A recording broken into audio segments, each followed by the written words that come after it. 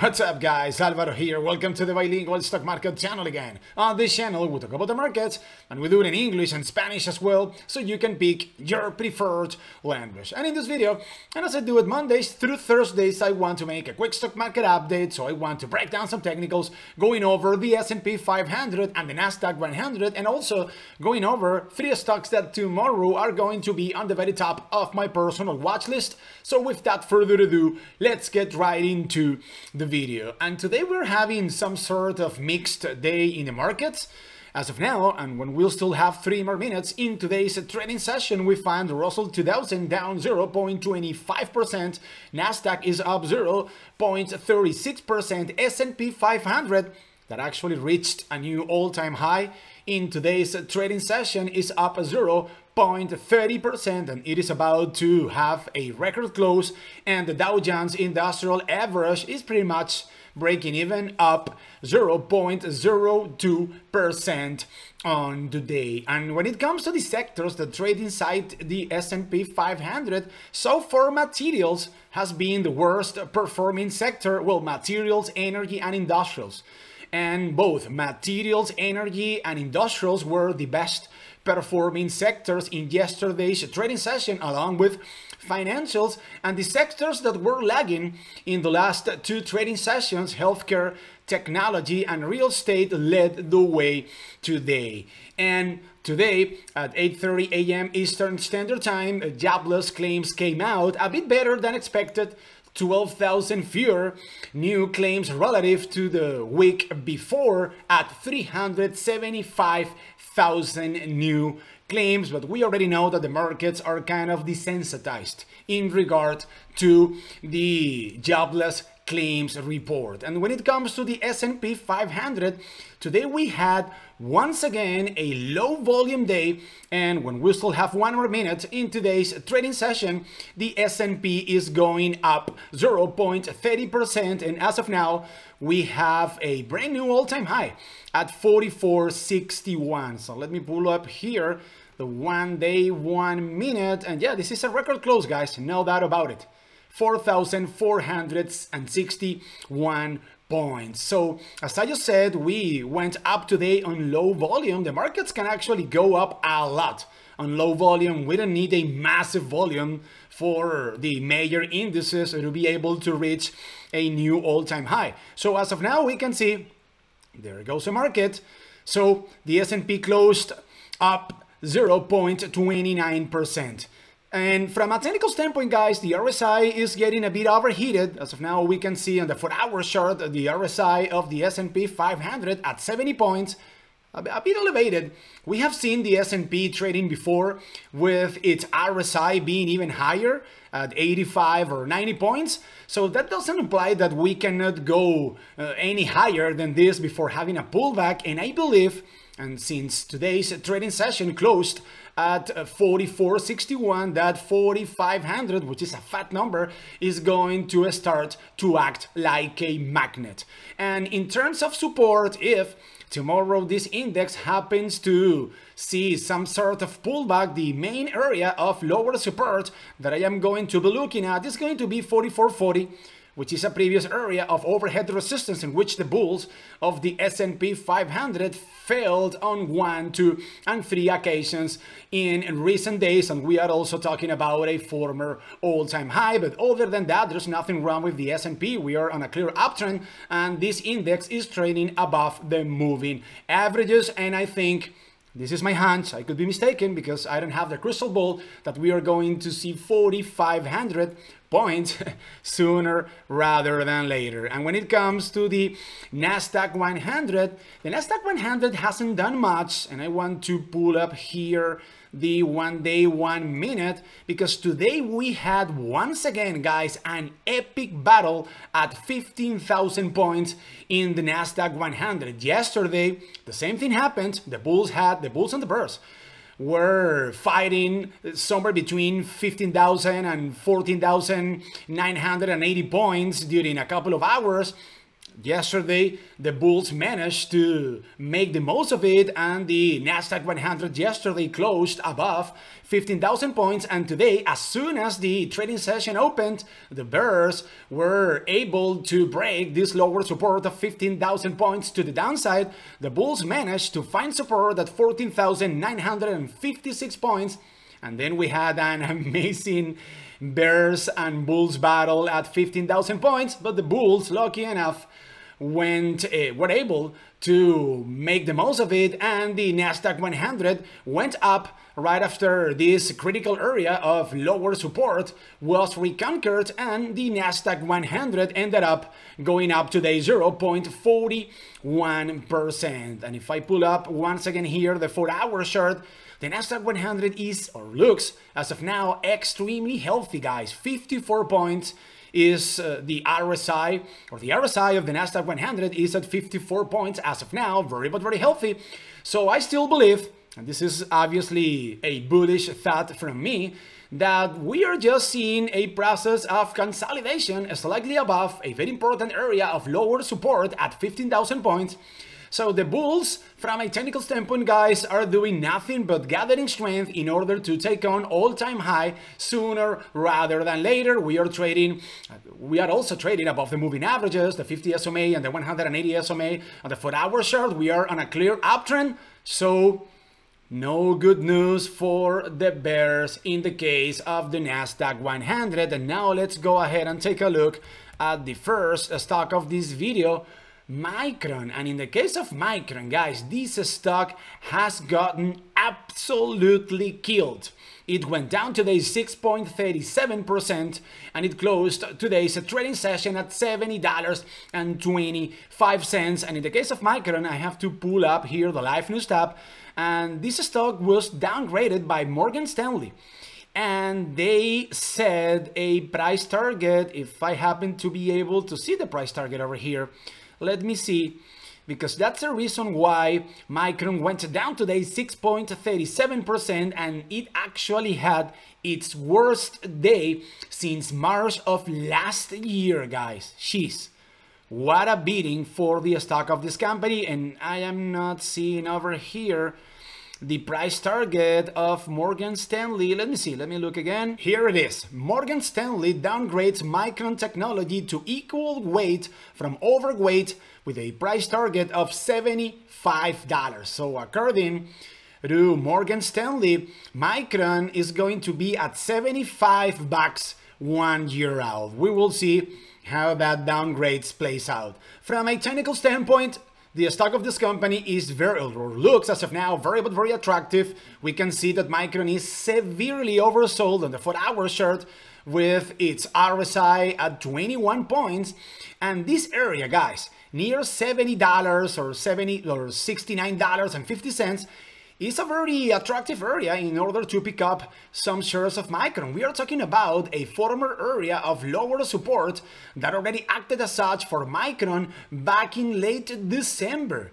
So we haven't seen these prices in the case of the stock of this semiconductor company since something like 6 or 7 months ago. This is a very nice discount as of now.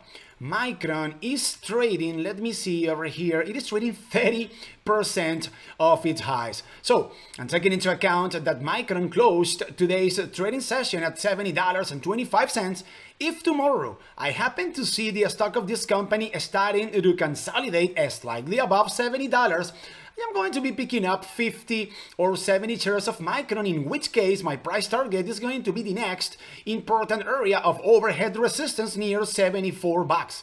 $74 is a previous area of lower support that already acted as such for Micron back on July 20th. It also did it back on January 27th, but we are also talking about a former area of resistance in which the bulls of Micron felt back on December 15th and also back on December 7th of last year. So if I were able to take this trade the way that I am describing it, picking up some shares at $70 and selling out of those shares near $74-ish, I could be potentially locking in a profit of almost 7.43%, a very attractive profit. So watch out tomorrow for Micron finding a good support slightly above $70 in order to consolidate slightly above that level and then bouncing back up. And the second stock of this video is going to be Robinhood, guys, because Robinhood has been very quiet lately. And I think that when it comes to these kind of meme stocks, because Robinhood is clearly another meme stock, whenever they are quiet, we need to think about them, like if they were kids. If they are quiet, I don't know, something wrong is going on. Okay, in the case of Hood, it went down today 6.04% and it closed today's trading session at $48.10. And guys, and you know that I put my money where my mouth is, if Hood happens to pay a visit tomorrow to the lower support of $43, which is an area in which the bulls of Hood already found support back on August 3rd, at that price I am going to be for sure picking up probably 70 or 80 shares of Robinhood, or maybe 100, who knows, we will see that tomorrow. If I happen to be able to pick up some shares of Robinhood near $43.20 or $43, then my price target is going to be the next important area of overhead resistance for Robinhood near $52. $52 is a previous area of overhead resistance in which the bulls of Hood failed in yesterday's trading session, but we are also talking about a former area of lower support that already acted as such for the bulls of this stock back on August 6th and also back on August 4th. And take a look at how this 50 SMA on the 1 hour chart is coinciding with the area of former support and resistance that I just told you about near $52. So if I were able to take this trade the way that I am describing it, purchasing shares near $42.50 and selling out of those shares near $52, I could be potentially locking in a profit of almost 21%. And take a look at the RSI on the 1 hour chart, it is at 31 points, guys. So we can make the case that if Hood happens to pay a visit to $43 or $42.50-ish in tomorrow's trading session, the RSI is going to be even lower, and that is going to increase the likelihood for the bulls of Hood to find support at a previous area of lower support and then bounce back up. So watch out tomorrow for Hood paying a visit down to the area or the previous area of lower support near $43 approximately. And the last stock of this video is going to be good old Zillow. And in the case of Zillow, this is another stock that has gotten absolutely killed, guys, recently, and I don't really know why, guys, because we haven't gotten any bad news in regard to Zillow. And take a look at this. Zillow is trading as of now 53% of its highs. And this company actually reported very solid earnings a few days ago, and ARK Invest loaded up on Zillow in yesterday's trading session. So the only reason that I can think about is that this is an expensive stock that is trading on higher multiples, and we have seen lately higher multiple stocks getting crushed because of inflation fears. So that's the only thing that I can think about, but there is nothing wrong with the stock of this company. So let me pull up here the 1 year chart. And by the way, Zillow went down today 0.05% and it closed today's trading session at $99.37. And mind you guys, if tomorrow Zillow happens to pay a visit down to a previous area of lower support near $96, I am going to be picking up probably 40 or 50 shares of Zillow. $96 is a previous area of lower support that already acted as such for Zillow back in November of last year and also back in September of last year. So we are seeing, guys, in the case of Zillow, prices that we haven't seen in almost 1 year. That's a very, but very generous discount, no doubt about it. So if I happen to pick up some shares at $96, and obviously I am knocking wood, my price target is going to be the next important area of overhead resistance for Zillow near $105.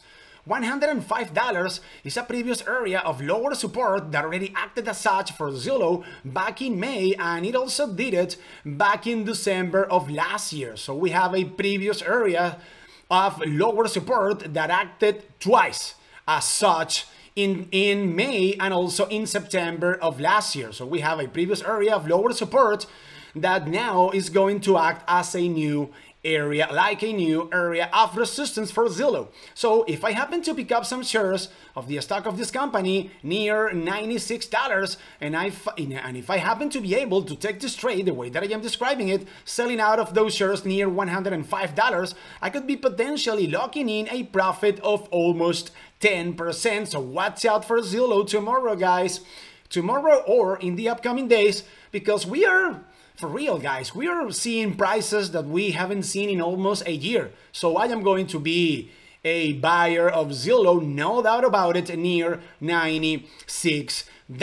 And with Zillow, I am going to wrap up the video. Thank you very much for your attention, and thank you very much for hanging out with me once again. Remember and keep in mind, guys, that here on the Bilingual Stock Market channel, we are posting stock market update videos Mondays through Thursdays, 3 or 4 hours after the market closes. So if you want to get all of the notifications of all of our videos in a timely manner, you have to be subscribed to the channel, but you also need to activate the notification bell right up there. Follow us on Instagram, guys, at Bilingual Stock Market. On our Instagram account, we are posting news and information on a daily basis, and here and there, when the volatility of the markets lets me do it, I am making call-outs about the stocks that I am about to purchase throughout the trading session. So go ahead and follow us on Instagram as well at Bilingual Stock Market. And remember that this is the Bilingual Stock Market channel, the YouTube channel in which we talk about the markets, but we do it in English and Spanish as well, so you can pick your preferred language. But most importantly, this is the YouTube channel in which we know that the wonderful world of Wall Street is not for geniuses,